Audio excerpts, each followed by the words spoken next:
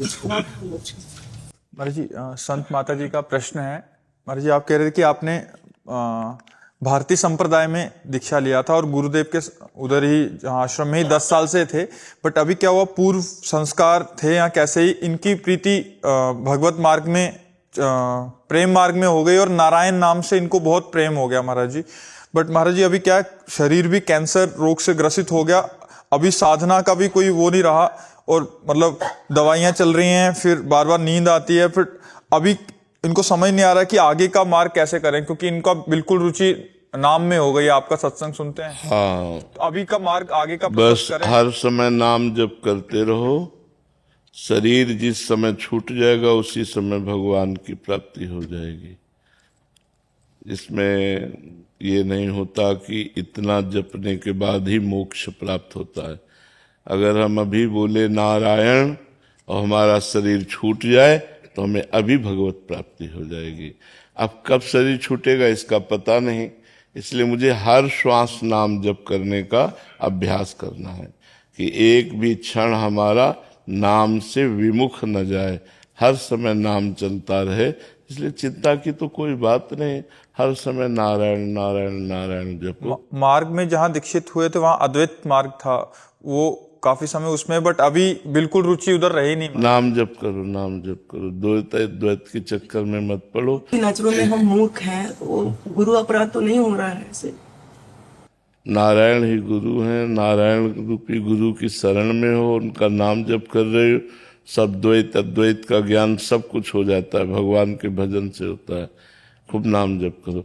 क्या सन्यासी लोग नारायण नारायण नहीं कहते? ओम नमो नारायण है तो फिर बस फिर आप चिंता मत करो, खूब नाम जप करो। डॉक्टर शुभ्रा दुबे जी, केडी मंडल। राधे राधे महाराज जी। महाराज जी हमेशा मन में नेगेटिव बात ही पहले क्यों आती है, मतलब हम पॉजिटिविटी क्यों नहीं लेके आ सकते उसको? हृदय हमारा जब अपवित्र होता है तो नकारात्मक सोचें फेंकता है, और जब पवित्र होता है तो सकारात्मक सोचें। तो हमें नाम जप के द्वारा, शास्त्र स्वाध्याय के द्वारा, तीर्थ अवगाहन के द्वारा, संत समागम के द्वारा अपने हृदय को पवित्र करना चाहिए, जिससे हमारा हृदय सकारात्मक सोच वाला हो जाए। यदि सकारात्मक सोच वाला हो गया तो भारी से भारी दुख और विपत्ति में भी हम उसे सह करके आनंद पूर्वक पार कर सकते हैं। अगर नकारात्मक सोच रहा तो सुख सुविधा में भी वो नकारात्मक सोच लाकर हमें दुख दुविधा में फंसा देगा। भारी चिंता, भारी शोक, कहीं ऐसा ना हो जाए, ऐसा हुआ तो कहीं ऐसा ना हो जाए, वो इतने निगेटिव सोच डाल देता है कि आदमी सुख सुविधा में है, कोई समस्या नहीं, फिर भी वो समस्याओं में फंसा रहता है आंतरिक। और इतना समस्या बढ़ जाती है जब हमारे पाप बढ़ जाते हैं। देखो आदमी को एक रास्ता नजर आता है, कितने लोग हैं जो अपने आप को नष्ट कर देते हैं। ये नकारात्मक सोच का परिणाम है। निगेटिव बढ़ता चला गया, डिप्रेशन में पहुंच गया, डिप्रेशन में बस कुछ कंट्रोल नहीं रहा, अपने आप को कर लिया। इसलिए हमें लगता है नकारात्मक सोच बढ़ने लगे तो उसे तुरंत रोको। गंगा आदि पवित्र नदियों का अवगाहन करो, स्नान करो, पवित्र ग्रंथों का स्वाध्याय करो, संतों का संग करो, नाम जप करो। इससे आपका हृदय पवित्र हो जाएगा, और पवित्र हृदय में ही सकारात्मक पॉजिटिव सोच होती है। जुगदीप जी, राधे राधे महाराज जी। महाराज जी मेरा प्रश्न है कि हम 14 घंटे ऑफिस में रहते हैं, उसके बाद हमें कुछ ही समय मिलता है आराम का और सोने का, ऐसे में हम नाम जप कब और कैसे करें फिर, मतलब? तो 14 घंटे ऑफिस में बराबर आप ऑफिस का काम तो नहीं करते रहते, किसी का भी हो, बराबर आप लगे तो नहीं रहते, समय रहता है। तो बीच में जो आपको खाली समय मिले उस समय आप राधा राधा राधा राधा काउंटर रख लीजिए, अंगूठी की तरह पहन लीजिए, जो लैपटॉप में या जो भी आपको जो भी कार्य मिला हो वो कार्य करते समय उस कार्य को कीजिए, शेष समय में नाम जप कीजिए। और जब आपका 14 घंटे का समय पूरा हो जाए तो 1 मिनट आंख मूंदिए, हाथ जोड़िए और हे भगवान करुणा में ये जो हमारा 14 घंटे का समय था वो मैं आपको समर्पित करती हूँ। कृष्णार्पणम वस्तु। आपका भजन बन गया। हम कहते हैं अलग से ना निकाल सको तो जो जो समय खाली आपके पास है उसी में भगवान नाम जप करो, क्योंकि मनुष्य जीवन व्यर्थ हो जाएगा यदि भगवान का नाम जप नहीं किया। भगवान से नहीं जुड़े, भगवान से चित्त नहीं जुड़ा तो मनुष्य जीवन का कोई महत्व नहीं रह जाएगा। ये खाना पीना, लड़का बच्चा, ये सब अन्य योनियों में भी बहुत है। हर योनि में अपना बच्चा प्रकट करके बच्चे से प्यार करना, उसका पोषण करना, ये सब योनियों में है। निद्रा, भय, आहार, मैथुन, ये सब योनियों में है। मनुष्य योनि की एक ही श्रेष्ठता है कि वो भजन करके आवागमन से मुक्त हो जाए, भजन करे भगवान से प्रेम हो जाए, भजन करे मोक्ष प्राप्त हो जाए। इसी में मनुष्य जीवन की सार्थकता है।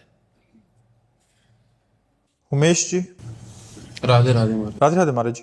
महाराज जी, हम विदेश में रहते हैं, अगर वहां पर किसी का अंतिम समय हो, ऐसे में हम यहाँ से क्या ले जाएं जिससे मरने वाले की सदगति हो? कान में नाम सुना दो उसको, और ले जाने की जरूरत नहीं।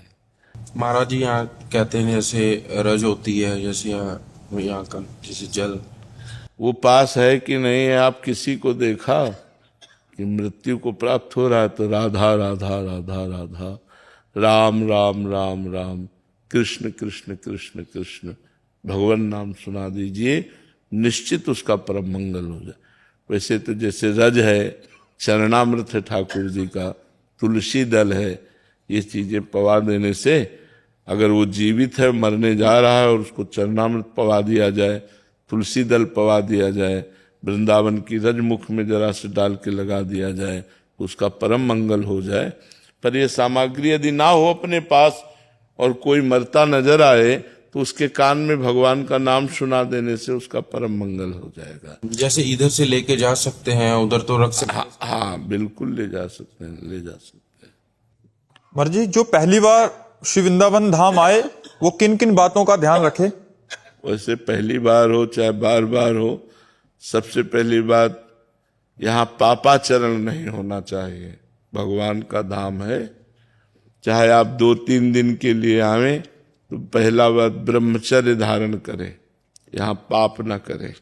धाम में पापाचरण का दूसरा हिस्सा मदिरा या कोई भी व्यसन न करें।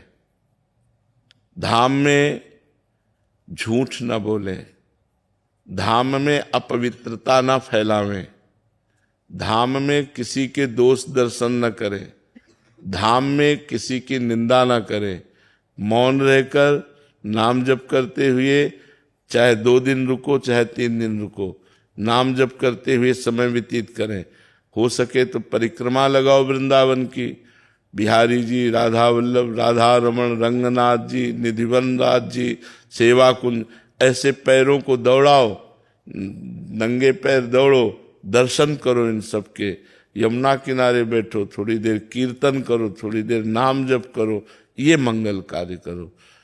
अपवित्र कार्य वृंदावन में मत करो, पाप कर्म वृंदावन में मत करो, तो तुम्हारा मंगल हो जाएगा। प्रिया वर्मा जी। जी, राधा वल्लभ से राधे राधे महाराज जी। महाराज जी, आध्यात्मिक पथ पर हमें शुरुआत कैसे करनी चाहिए?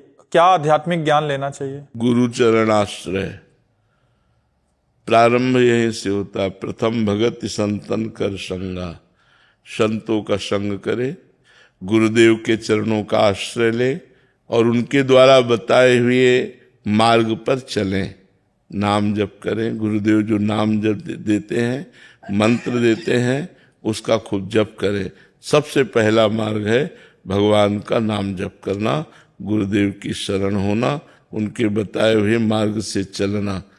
अगर हम नाम जप नहीं करेंगे तो गुरुदेव की शरणागति का कोई महत्व नहीं रहा। गुरुदेव की शरणागति का महत्व है नाम जप करना, अधिक से अधिक। हम सबसे प्रार्थना करते हैं अगर आप छोड़ सको तो शराब पीना, मांस खाना, पराई स्त्री से व्यभिचार करना, दूसरे का धन हड़पना, ये बातें छोड़ दो और नाम जप करो, तो तुम्हारा मनुष्य जीवन इस लोक और परलोक दोनों जगह आनंदित रहेगा। इस लोक और परलोक दोनों जगह तुम्हारी उन्नति होगी, तुम्हारा कोई बाल बांका नहीं कर सकता यदि तुम हमारी ये बात मान लो। लेकिन कलिकाल है, लोग बहुत कम अच्छी बातें स्वीकार करते हैं, बुरी बातें बहुत जल्दी स्वीकार कर लेते हैं। लेकिन फिर भी काफी परिवर्तन है। लोग आकर के बताते हैं कि हम छोड़ दिए हैं। काफी परिवर्तन है समाज में। जो सत्संग सुनते हैं उनसे काफी सुधार हुआ है, सत्संग से काफी सुधार होता है। हमें कई लोग आके हम बताते हैं कि पहले खाते पीते थे अब छोड़ दिए, तो काफी सुधार होता है। यदि हम सत्संग सुने, साधु संग करें तो काफी सुधार हो जाएगा। महाराज जी आपका एक और प्रश्न है कि प्रेम और करुणा का क्या महत्व है महाराज जी? प्रेम और करुणा यही तो जीवन का सार है। पर यहाँ संसार में कहीं प्रेम नहीं है, यहाँ मोह है, यहाँ आसक्ति है, यहाँ राग है। हृदय से कैसे स्वीकार करें किसको? प्रेम और करुणा को? नाम जप। प्रेम मूल या नाम है। हम जो हर उत्तर नाम से देते हैं ना, क्योंकि नाम में ही सब कुछ छुपा हुआ है। जितना नाम जप करोगे तो हृदय में प्रेम भगवान के प्रति प्रकट होगा। इन शरीरों के प्रति प्रेम नहीं होता, उसे मोह कहते हैं। इन शरीरों से प्रेम नहीं होता। ये शरीर तो नाशवान है, आज है कल नहीं है।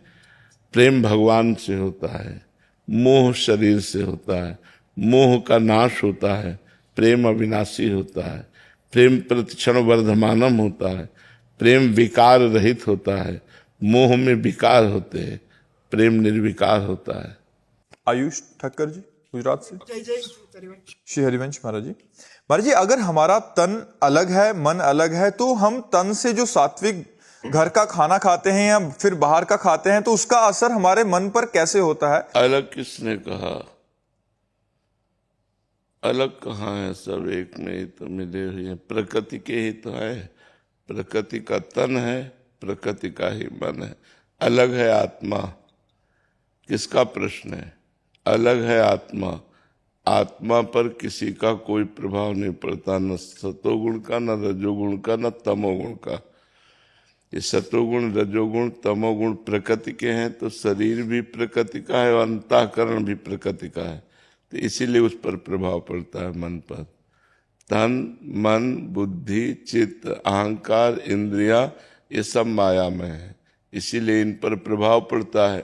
आत्मा सबसे अलग है, तो इस पर न पाप का प्रभाव पड़ता है, न पुण्य का प्रभाव पड़ता है, न सतोगुण न रजोगुण तमोगुण का किसी का भी प्रभाव नहीं पड़ता। आत्मा त्रिगुणातीत है और ये सब त्रिगुण के अंतर्गत है। भजन करो तो जान जाओगे, नाम जप करो खुद। ठीक है। शिवम कुमार सिंह जी। राधा वल्लभ श्री हरिवंश महाराज जी। प्रेम का वास्तविक स्वरूप क्या है महाराज जी? प्रेमी का विरह या मिलन? दोनों स्वरूप है, दोनों स्वरूप है। वास्तविक स्वरूप दोनों है। पहला है विरह और फिर है मिलन। किसका है? हाँ, और पहला और दूसरा दोनों एक साथ बने रहते, कभी पूर्ति नहीं होती। तन मन के बिछुरे नहीं, चाह बढ़े दिन रैन, कबहु संजोग न मानहि, देखे भरी भरी नैन। ये प्रेम का स्वरूप है कि न तन से दूरी है और न मन से दूरी है, पर तृप्ति नहीं हो रही। जैसे हमारे प्रिया प्रीतम है, अनशन पर भुज दिए बिलोकत, इंदु बदन बिबियोर। एक दूसरे गलबैया दिए बैठे, एक दूसरे के मुखार बिंदु को देख रहे। अनशन पर भुज दिए बिलोकत, इंदु बदन बिबियोर। करत पान, शब्दों पर जाइएगा। करत पान रस मत परस्पर, लेकिन लोचन त्रसित चकोर। दोनों प्रिया प्रीतम एक दूसरे के रूप का चंद्र चकोर की भांति पान कर रहे, पर दोनों के नेत्र रूप के प्यासे हैं। अब कैसे किसी को समझ में ये बात आवे कि भर नेत्र देखो, लोचन त्रसित चकोर, पर करत पान और रस मत। पान कर रहे हैं, रूप रस का पान कर रहे हैं, उस रस की मस्ती भी है, पर परस्पर लोचन त्रसित चकोर। फिर भी प्यारे जू के रूप का पान करके तृप्त नहीं है, और प्यारी जू के रूप का पान। और प्रेम इतना गहरा कि अंक स्थिते पिदयते किमपि प्रलापम हा मोहनेति मधुरम। गोद में विराजमान है लाडली जू और एकदम ऐसा प्रेम वैचित्र दशाई कि लालजू दूर चले गए। हा मोहन हा कृष्ण हा, पास में श्री लाडली जो विराजमान है, लेकिन क्वासी क्वासी वृषभानु नंदनी बिलपत विप, कहाँ वो वृषभानु नंदनी। हा राधा राधिका पुकारत निरख मदन गज ढाल, ये प्रेम का स्वरूप। अरबरात मिलवे को निस्दिन, निस्दिन मिले ही रहत मनो कबहु मिले ना। इसीलिए कहा भगवत रसिक, रसिक की बातें रसिक बिना को सबुझ सकेला। तो प्रेम का वास्तविक स्वरूप है कि तन मन के बिछुरे नहीं, चाह बढ़े दिन रैन, पर कबहु संजोग न मानही, देखें भरी भरी नयन। ये सुयश गुप्ता जी कानपुर से। राधे राधे महाराज। राधे राधे महाराज जी। महाराज जी, रामचरितमानस में लिखा है कि होई है सोई जो राम रचि राखा, और भगवान विधाता की इच्छा विरुद्ध एवं भाग्य से ज्यादा नहीं होता। ऐसे में आत्मा अपने कर्मों की स्वयं उत्तरदायी कैसे है महाराज जी? ऐसे में भगवत प्राप्ति एवं मोक्ष कैसे संभव? क्यों उसको उल्टा सीधा क्यों जोड़ रहे हो? करी देखा बहु जतन जब लहे न दक्ष कुमारी। समझ रहे हो ना? जब बहुत प्रकार से प्रयास करके भगवान शिव ने देख लिया कि इनकी जो मानसिक स्थिति है वो संशय से विलग नहीं हो रही, बताया मुनि धीर जोगी सिद्ध संतत विमल मन जे ध्यावहीं। बड़े बड़े मुनि धीर जोगी विमल मन से जिनका ध्यान, वो राम है, लेकिन उनको बार बार संशय हो रहा है।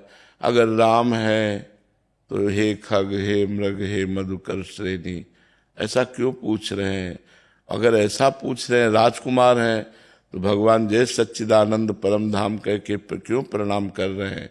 बहुत बार भगवान शिव ने समझा करके देखा, जब नहीं समझ में आया तब कहा जाओ तुम्हारे मन जो अति संदेहु, तो किन जाई परीक्षा लेहु।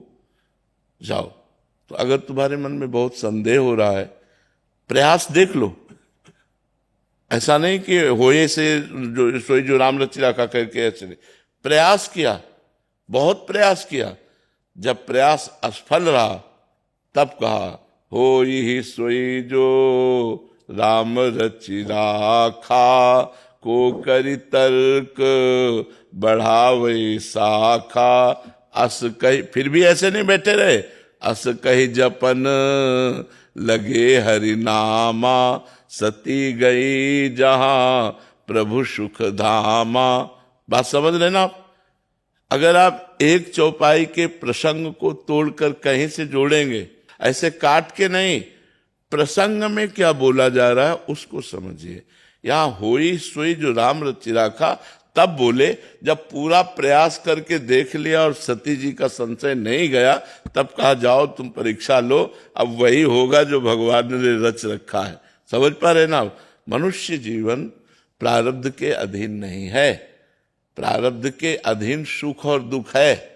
मनुष्य जीवन क्रियमाण करके पुरुषार्थ के द्वारा नए प्रारब्ध की रचना के लिए है, नए भाग्य की रचना के लिए, तभी वो मोक्ष या प्रेम या भगवत साक्षात्कार प्राप्त कर पाता है। ऐसा थोड़ी है कि हमारे जो भाग्य में लिख दिया गया है बस उतना ही होगा, इसके आगे कुछ नहीं होगा। कैसी बात करते हो? फिर मनुष्य जीवन की दुर्लभता क्या रही? दुर्लभो मानुषो देहो, फिर इसकी दुर्लभता क्या रही? वो केवल प्रारब्ध भोग भोग सकता है, हम नए प्रारब्ध की रचना करेंगे, हम नए भाग्य की रचना कर सकते हैं। ये हमारे मनुष्य शरीर की दुर्लभता है। बात समझ में आ रही है ना बच्चा? अब इधर की बात इधर जोड़ करके दोनों को तो फिर वो नहीं बन पाए। प्रसंग से प्रसंग, बुद्धिमान आदमी वही है जो प्रसंग से प्रसंग को जोड़े, तब उत्तम उसका अर्थ निकल पाएगा। नहीं तो फिर गड़बड़ हो जाएगा ना। एक जगह कुछ कहा जा रहा है, एक जगह कुछ कहा जा रहा है, तो किस जगह क्या कहा जा रहा है ये बात समझनी होगी। कि भगवान ने जो भाग्य में लिखा है, यदि उससे ज्यादा अगर समय से पहले भाग्य से ज्यादा किसी को नहीं मिलता, और ये भी कहा जाता है कि कर्म से ही भाग्य बनता है, कर्म से भाग्य बदला जा सकता है, तो फिर भाग्य अगर कर्म के द्वारा बदला जा सकता है तो फिर भाग्य की महत्वता कहाँ पे रहेगी? क्योंकि यदि भाग्य क्या है आप समझते हो? हमारे किए हुए पूर्व कर्म, हमारे किए हुए पूर्व कर्म का ही तो भाग्य कहते हैं। अब हमारा पूर्व कर्म है 100 ग्राम और हमारा नवीन कर्म हो गया 500 ग्राम, तो दबा के उसको रद्द करके नया निर्माण कर देगा। अब हमारा नवीन कर्म है 5 ग्राम और पूर्व कर्म है 100 ग्राम, मिटिया मेट कर देगा तुम्हें। ऐसे कर्म ही का तो है ना, प्रारब्ध कोई देवता थोड़ी है, कर्म ही तो है ना हमारा।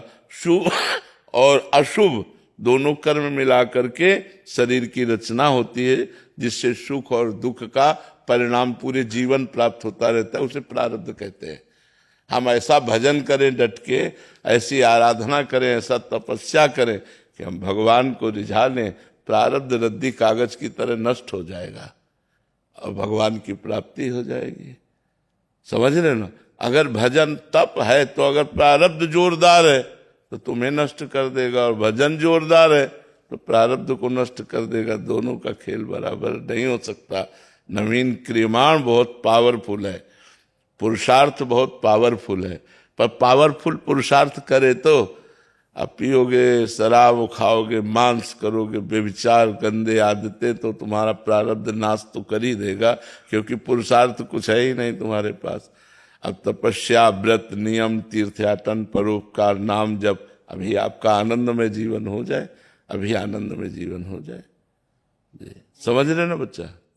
दीपक जी दिल्ली से। राधे राधे जी। महाराज जी, मेरा प्रश्न है कि क्या राधा कृष्ण जी के दर्शन साक्षात कलयुग में साकार रूप से हो सकते हैं, जैसे इन चरम अक्षों से नारायण जी ने ध्रुव जी को दर्शन दिए थे?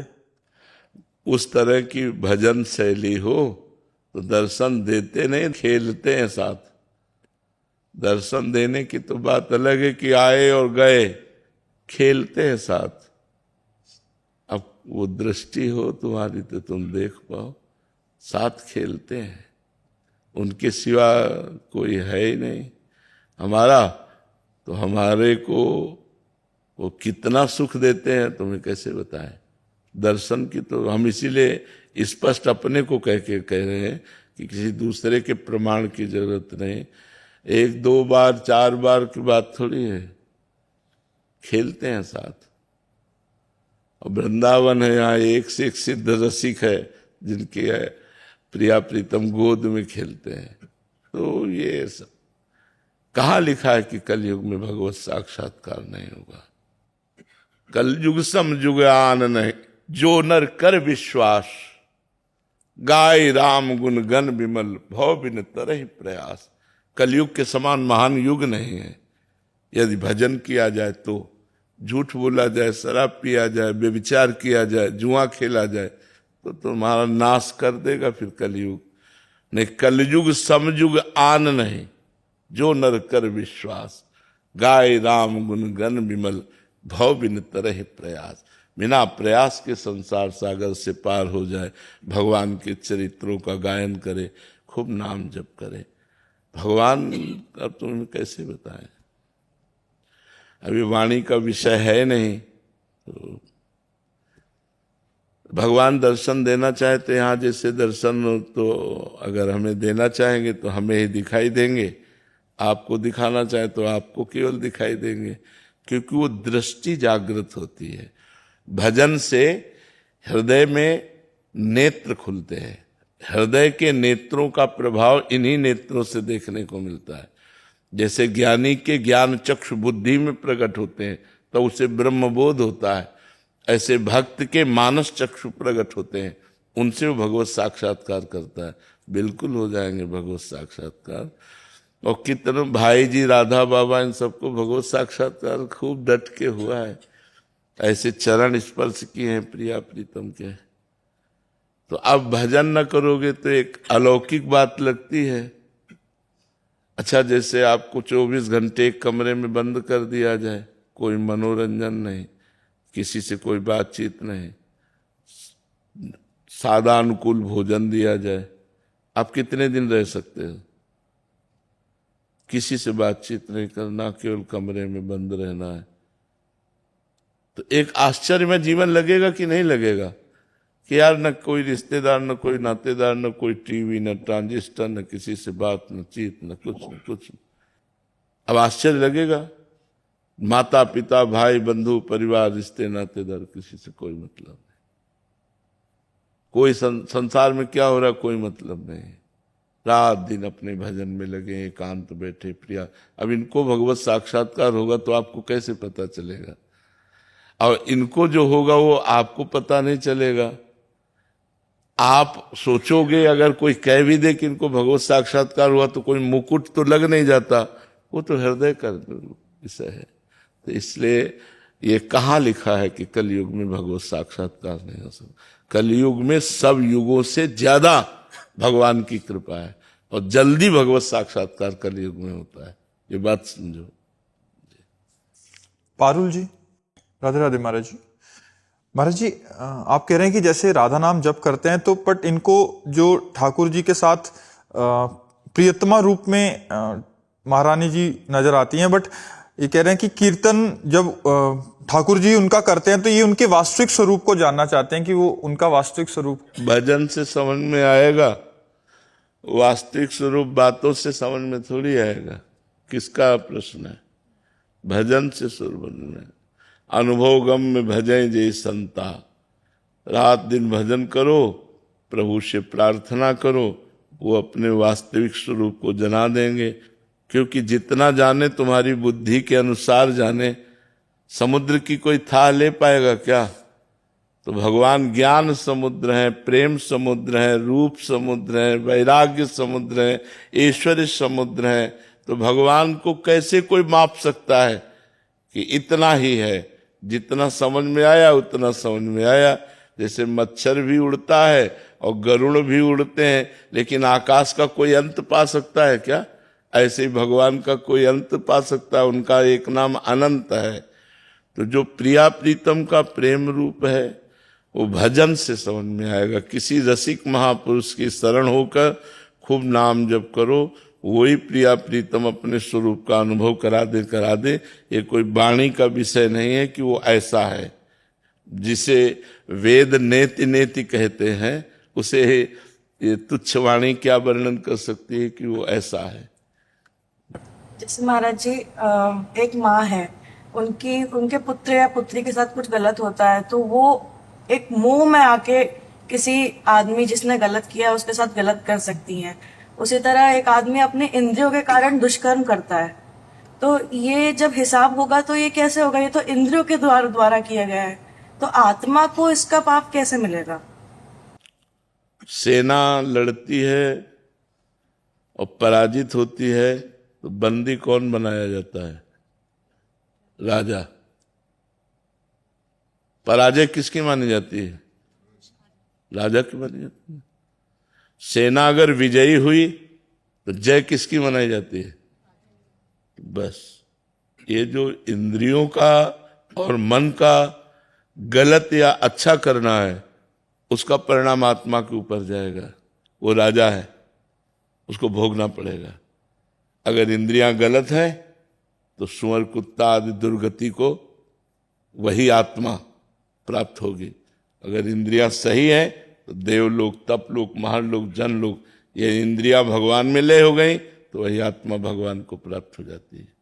बात समझ में आ रही ना? हाँ, ये इंद्रियां उसकी सेना है। काम क्रोध से पराजित हो गई तो दुर्गति, और काम क्रोध से जीत गई तो सदगति। तब भगवान ने यही तो कहा, मयि एव मन आधत्स्व मयि बुद्धिम निवेशय। तो निवशेष्यसि मयि एव अतः ऊर्ध्वं न संशया। तुम अपने मन और बुद्धि को मेरे में लगा दो तो मेरे में निवास करोगे, इसमें कोई संशय नहीं है। तो लगाओ मन बुद्धि को प्रभु में लगाओ, नहीं लगाओगे तो दुर्गति को प्राप्त होगे। क्योंकि मन बुद्धि अगर प्रभु में नहीं लगेंगे तो भोगों में लगेंगे, गलत आचरणों में लगेंगे, तो उनकी दुर्गति तो पक्की है। तो मन बुद्धि की दुर्गति क्या है? आत्मा सहित उसको बंधन प्राप्त होगा। क्योंकि कंट्रोल क्यों नहीं किया? राजा के हुक्म से ही सेना आक्रमण करती है। अगर सेना कमजोर हुई तो राजा कमजोर माना जाता है, और सेना बलवान हुई तो राजा बलवान माना जाता है। ऐसे ही हमारी इंद्रियां यदि भोगों में गई और परास्त हो गई तो हमारी दुर्गति पक्की। ऐसा देखो, यहां भी देखो, मान लो इंद्री से कोई पाप बन गया तो पिटाई किसकी होती है? पूरे शरीर की होती है, और सजा आत्मा सहित पूरे शरीर को 20 साल की कैद। उसी इंद्री को कष्ट दिया जाता है जिस इंद्री ने पाप किया है, लेकिन नहीं, पूरे शरीर को कष्ट दिया जाता है, पूरे तीनों शरीरों पर उसका प्रभाव पड़ता है, उसको जेल होती है, आत्मा को क्लेश होता है, नहीं होता है? तो इसलिए हमको अपनी इंद्रियों को बचा के रखना है। कलिकाल है, बहुत हाहाकार बचा हुआ है गंदगी का, गंदी वायु चल रही कलिकाल में। बेविचार, नशा, चोरी, हिंसा, ये सब बाहुल्यता, जो बच जाए वही बच जाए। कितना गंदा स्वभाव होता चला जा रहा है हमारे समाज का। एक भाई भाई के प्रति प्यार नहीं है। मतलब आश्चर्य की बात है, हमें तो भाई शब्द से ही लगता है कि ये प्यार हो जाना। हमारा भाई है तो हमें कितना प्यार होना चाहिए, हमारी माँ है हमें कितना प्यार होना चाहिए, हमारा पिता है कितना प्यार होना चाहिए। ये सब संबंधों में एक छल कपट आ गया, एक बहुत दूरियां हो गई, इतना स्वार्थ बढ़ गया। ये कलिकाल मतलब बड़ा विचित्र है। पति पत्नी कितना प्यारा संबंध है, क्या हो रहा है सब? देखो कलिकाल की हवा कैसी चल रही, कितना गंदा होते जा रहे हैं, हर संबंध गंदे होते चले जा रहे हैं। तो हमारी इंद्रियां गंदी होती जा रही है, हमारी दुर्गति का कारण बनता चला जा रहा है। ये तो कहो भगवान की बड़ी कृपा है कि आप लोग कृपा करके साधु समाज में आए हैं, सत्संग सुन रहे हैं, अपने जीवन को संभालना चाहते हैं। ये तो कौन सब मौज मस्ती संसार की ऐसी हवा चली हुई है कि पूछो मत। कोई बिरला ऐसा होगा जो धर्म से चलना चाहे, नहीं सब मनमानी चलना चाहते हैं, नहीं चलना चाहते। जो मनावे सो खाओ, जो मनावे सो पियो, जो मनावे सो करो, तो इससे तो दुर्गति हो जाएगी। धर्म से चलोगे, धर्म से खाओगे पियोगे, धर्म से कमाओगे तो तुम्हारा मंगल हो जाएगा। द्रोण जी गुजरात से। जय हरिवंश महाराज। राधे राधे महाराज जी।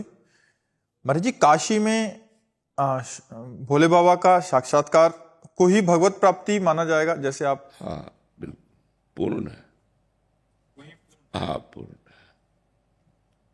भगवान शिव, भगवान श्री हरि, भगवान ब्रह्मा जी, ये सब भगवत स्वरूप है, सब भगवत स्वरूप है।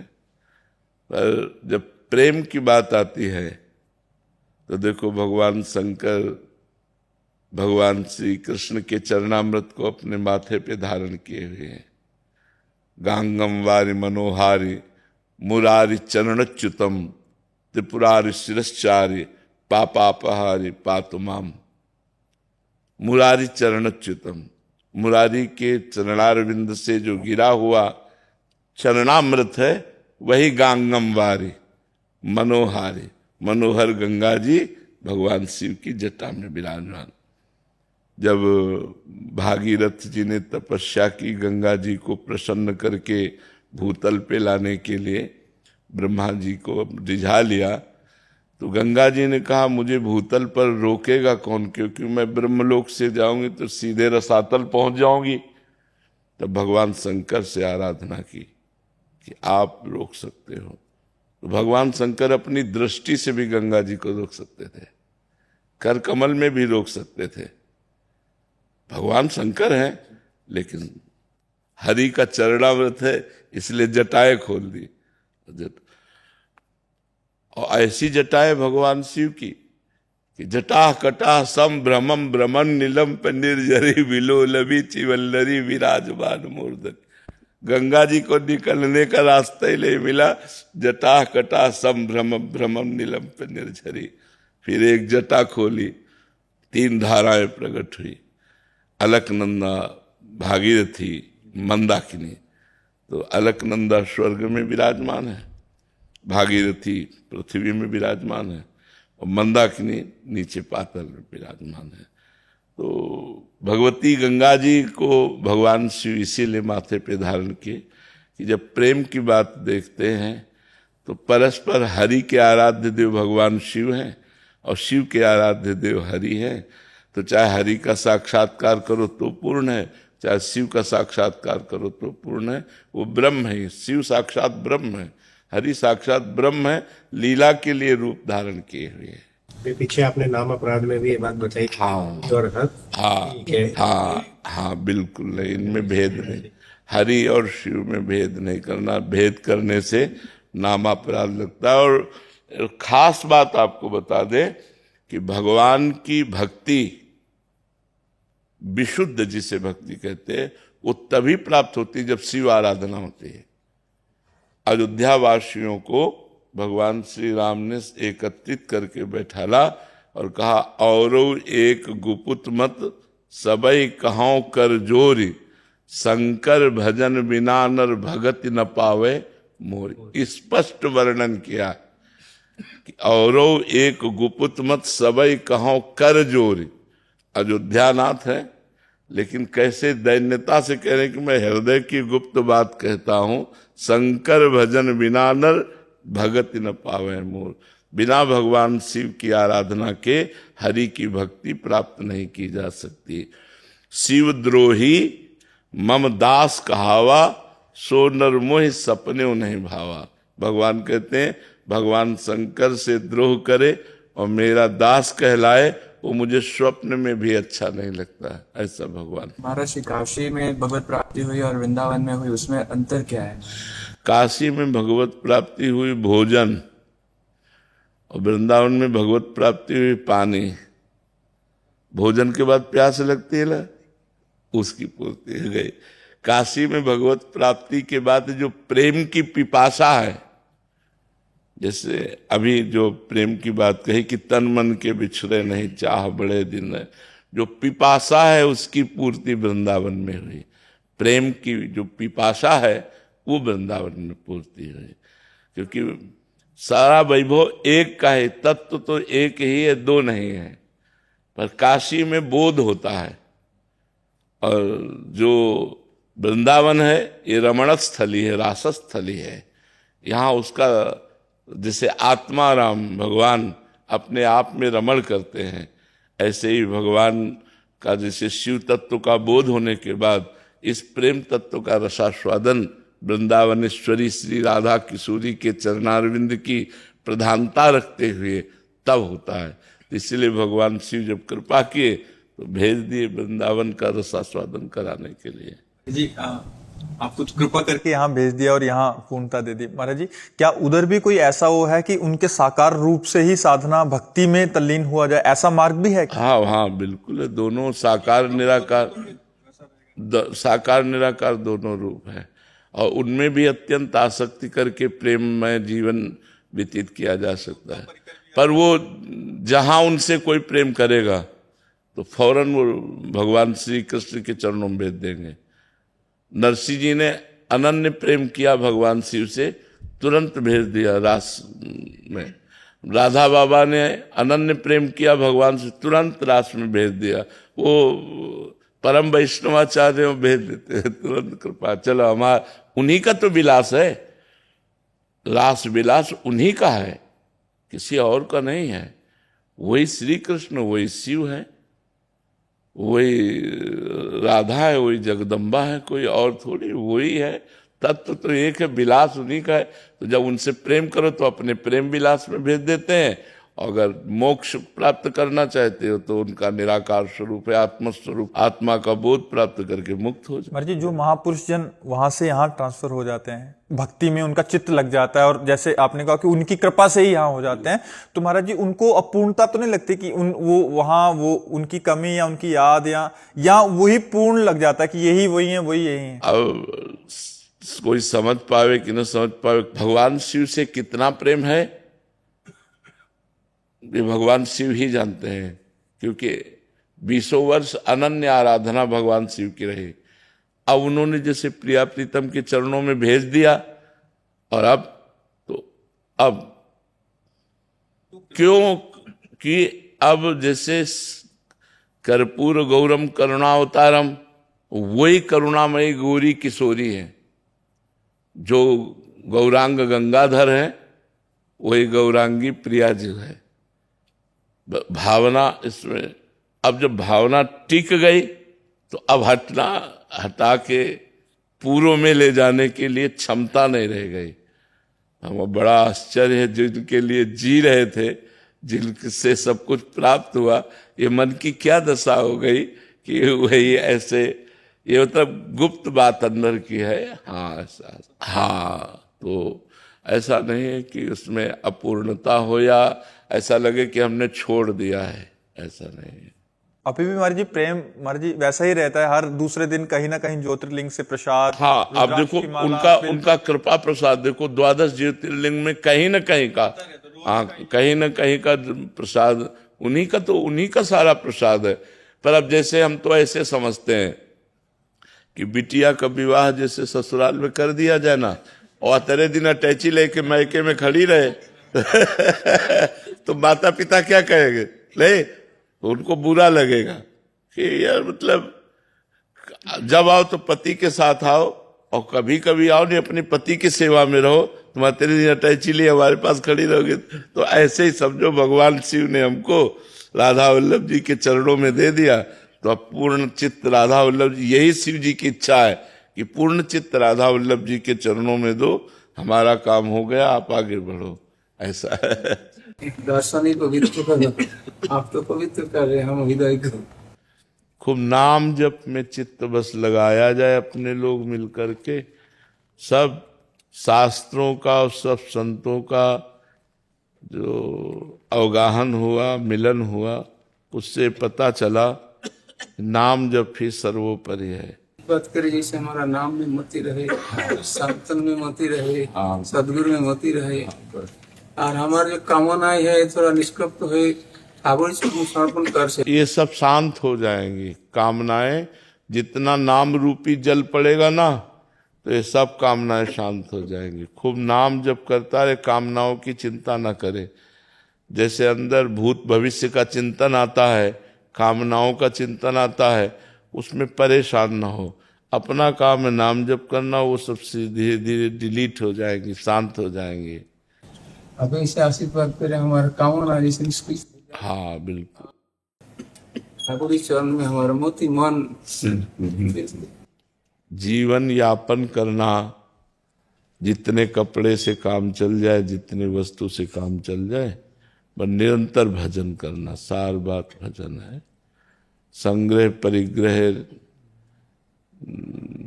से जितना बच सके उतना कृपा है। हमें क्या करना है? बॉक्स रख के हमें क्या करना है कि अगले साल ये लोई काम आएगी तो अगले साल ठाकुर दे देंगे। हमें जरूरत क्या है? जितने कपड़े से काम चल जाए और जितने भोजन से काम चल जाए उतना पेट में डाले। वही बुद्धिमान जो एक एक मिनट भजन में अपना समय लगावे, वही परम चतुर जो संसार से अपने को बचा के प्रभु में अपने जीवन को लगा दे। नहीं तो ये सम्मान प्रतिष्ठा और सब दुनिया का बाजार लग जाती है, फिर वो भजन में चित्त नहीं लगता। इसलिए गुप्त रूप से अगला पगला बन करके भजन कर ले जाए तो बहुत जोर की बात होती है। नहीं, अपने को बुद्धिमान साबित ना करे, गंवार साबित करके अगर निकल जाए तो बहुत बड़ी बात है। बुद्धिमान साबित कर दिया तो संसार फंसा लेता है, पकड़ लेता है, और वो फिर पूजने लगता है, चेला बन जाते हैं, फिर हो गया भजन। भजन हो गया, जो एकांतिक भजन था वो सब खत्म हो जाता है।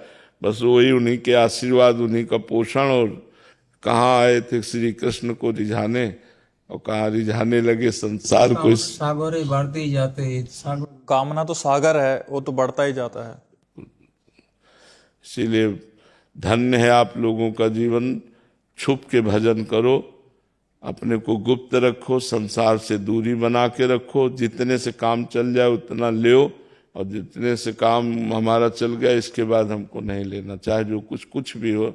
जैसे मान लो हम आपको दे रहे हैं और आपके पास है और आप नहीं लेना चाहते, तो उसकी प्रक्रिया होती। लिया हाथ में, माथे पे लगाया, बड़े दैन्यता से महाराज हमारे पास है, किसी और को दे देना। ऐसे प्रार्थना की जाती है जिससे देने वाले को दुख न हो।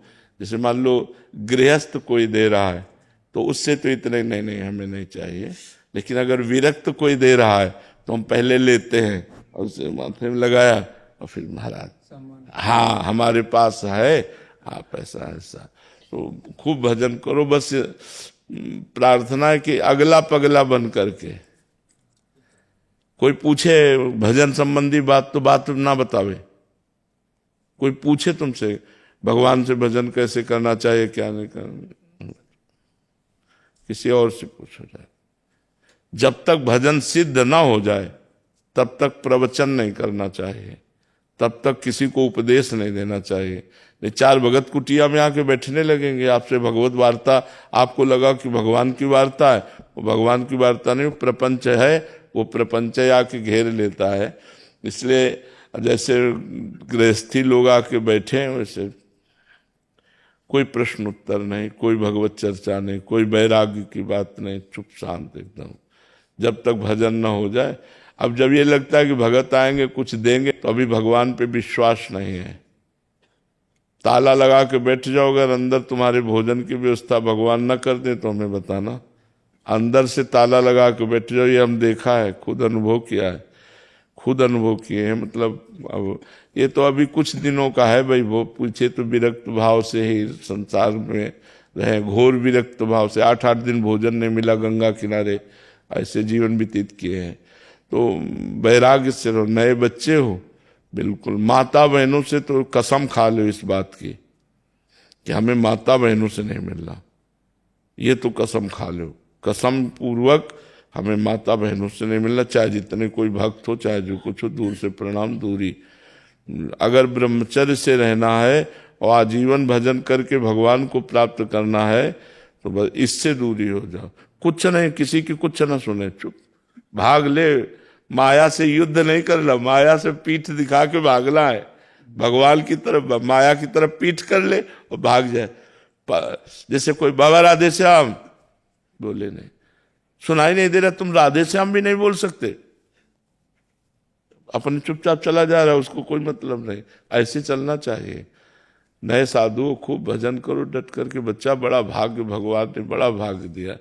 अब हम ललचाते हैं पीछे के जीवन को याद करके कि वो गंगा किनारे का जीवन, पूरी सर्दी में एक वस्त्र, केवल एक वस्त्र धारण किए, रात दिन भगवान के भजन में। जो आकाश वृत्ति से गंगा किनारे आ गया, मिल गया वही खाना, नहीं कई दिन भूखे रहना, पर बड़ा आनंद बना रहता था। इसलिए आप लोगों को देख करके मन ललचाता है। और यही प्रार्थना करते हैं कि 2 साधन है, एक बाहरी साधन है, एक आंतरिक साधन। बाहरी साधन ये है कि हमको कोई भी वस्तु ज्यादा नहीं रखनी, 2 लंगोटी, 2 अचला, 1 लोई, 1 कंबल, जितने से सहज में ठंडी लगनी चाहिए, रात्रि में ठंडी लगनी चाहिए, इतना कपड़ा होना चाहिए। क्योंकि ठंडी लगेगी तो हरे कृष्ण निकलेगा, नहीं तो 8 घंटे चुपचाप उसी में सोते रहेंगे।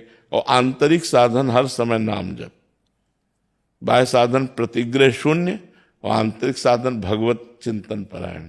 खूब भगवान का भजन करो। दंडवत। बड़ा सुख मिला आप संतों के दर्शन से। हाँ, भजन तो होता नहीं बाबा, ये तो आए रहने के लिए, लेकिन ऐसा भजन जैसे होना चाहिए होता नहीं। ऐसे हमको भी लगता है कि अभी जितना भजन में पूर्ति तो कभी हो ही नहीं सकती, जितना भजन करोगे उतने। श्रीधर बाबा कालीदय के थे, जब शाम के जाते थे तो वो यही कहते थे, बाबा राधा रानी से कृपा करो कि उनसे कहो कि हमारा भजन बन जाए, उनसे भजन नहीं होता, और दिल भर भजन करते रहते। भजन का फल यही है कि हमें भजन में अतृप्ति, असंतोष पैदा हो जाए। हमें लगना ही नहीं चाहिए कि हम भजनानंदी है, हमारा ऐसा लगना चाहिए यार जीवन बेकार जा रहा है, जैसा भजन होना चाहिए वैसा भजन है नहीं, ऐसा लगना चाहिए। महाराज जी, जैसे कुछ संत हैं, कुछ कथावाचक हैं, जो कभी कभी किसी भी टॉपिक पे एक दूसरे पे सवाल कर देते, एक दूसरे पे प्रतिक्रिया कर देते, या एक दूसरे को थोड़ा सा नीचा दिखाने की कोशिश करते हैं। उसके चक्कर में उनके जो भक्त होते हैं वो भी एक दूसरे को नीचा दिखाने लगते हैं। ये सब अज्ञान की बातें हैं बच्चा। अगर हमारी बात समझ में आवे, जब एक ही परमात्मा विविध रूपों में विराजमान है तो हम किसको नीचा दिखाएं, हम किसको ऊंचा कहें और किसको नीचा कहें। और एक ही परमात्मा के सब पुजारी हैं। कोई राम बोल रहा है, कोई कृष्ण बोल रहा है, कोई शिव बोल रहा है, कोई दुर्गा बोल रहा है, कोई अपनी अपनी भावना के अनुसार हम सबको प्रणाम करते हैं, क्योंकि हमारा ही परमात्मा इतने रूपों में विराजमान है। तो ये अज्ञान की बातें हैं। अपने अपनी लौकिक उन्नति के लिए, अपने लौकिक यश के लिए, अपनी लौकिक कामना धन आदि की पूर्ति के लिए ऐसे आक्षेप किए जाते हैं। ना कि ये कोई ज्ञान की वार्ता है, ना ये कोई धर्म की वार्ता है। धर्म ऐसा नहीं कहता कि नीचा दिखाया जाए। धर्म ऐसा कहता है तुम अपने को नीच कह के दूसरे को महान बनाओ। तृणादपि सुनीचेन, तृणादपि सुन, अपने को तृण से भी नीच कहो और दूसरों को सम्मान दो, ये धर्म कहता है। धर्म नहीं कहता दूसरे को नीच कह के अपने को बड़ा साबित करना, ये धर्म की बात नहीं है। प्रभु मैं जैसा हूँ तेरो, तो ये जब भी सुनते हैं तो मतलब मन में खाली जो अपने अवगुण है वही प्रकट होते हैं, वही सामने आते हैं। जी। तो माँ को बेटा नजर आता है या बेटे की अपवित्रता नजर आती है? बेटा नजर आता है। बस इस बात पर ध्यान रखना। जन अवगुण प्रभु मान न काऊ, दीन बंधु अति मृदुल स्वभाव। हमारे प्रभु माँ की तरह वात्सल्य करते हैं अपने शरणागत पर। तो अन्य लोगों की दृष्टि में तो बालक के मल आदि दिखाई देता लिपटा हुआ, लेकिन माँ को सिर्फ बेटा नजर आता है। तो राहत न प्रभु चित्त चूक किए की, करत सुरत सरबार है की। अगर हम अपने अवगुणों को देखें तो हम कभी भगवान के लायक नहीं हैं, लेकिन जब उनकी कृपा को देखते हैं तो हमारी छाती आनंद से भर जाती है और प्रभु की तरफ हम दौड़ने लगते हैं कि प्रभु का स्वभाव ऐसा है, प्रभु का प्रभाव ऐसा है। तो आप चिंता मत कीजिए, मैं जैसा भी हूँ प्रभु का हूँ। बस इस बात से हमारा कल्याण हो जाएगा। बिल्कुल बिल्कुल। ये शंख से मंत्र बजाता हूँ। अच्छा, आपके सामने प्रदर्शन करना चाहता हूँ पंचदेव की स्तुति जो। श्री गणेशाय नमः। वक्रतुंड महाकाय सूर्यकोटि समप्रभ निर्विघ्नं कुरु मे देव सर्वकार्येषु सर्वदा।